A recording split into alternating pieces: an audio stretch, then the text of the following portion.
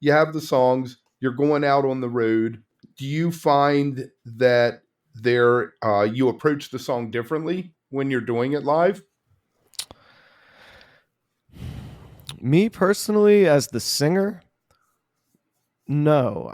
When I'm singing the song, I'm trying to put myself in the song and be as authentic to the song as I can be, and not just get on autopilot where I'm just singing the words, if that makes sense. Yeah.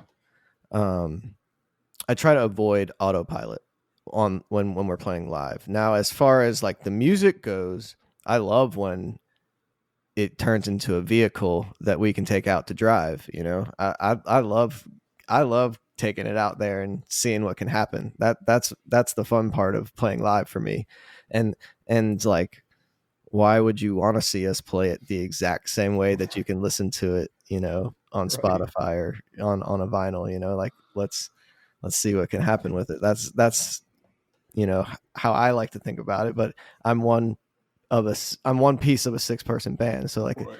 it's important to me for everyone to have a voice and to feel, you know, like it's a unit working together. Right. Do you find that playing with six people, the dynamic for improvisation is different than, say, if you had a three piece or something? Is it more difficult to find a place? Yes, 100%. And it's taken a lot of gradual listening and recording and refining and fine tuning and talking about it, you know, um, to get to a point where I feel like we've gotten into a good rhythm and formula with it. But yeah, there's one of the most important things about improvising and jamming, I think, is space, leaving space for things to develop. Which you don't play.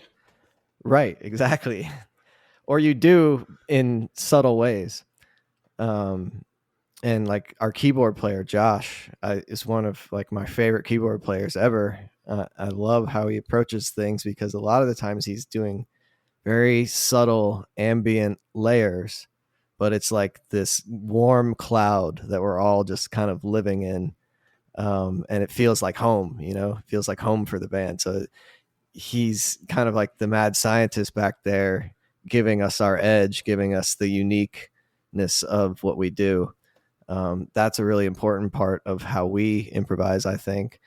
Um, and he has grown into that role so well. Like he started off as a trumpet player and was like, well, could you learn how to play keyboards too?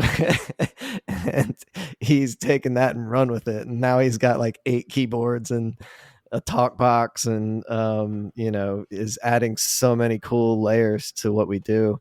Um, and then like someone like Casey, our sax player, and he plays the iwi or the space flute as we call it. He's coming from a very um, like jazz heavy place where he's thinking about his instruments and like they're single note instruments. They can't make chords, you know. Well, the iwi I guess kind of can, but he's thinking about how he's adding the icing on the cake in a way. Right. Um, and so it's all building like this cohesive thing is how we're trying to approach it.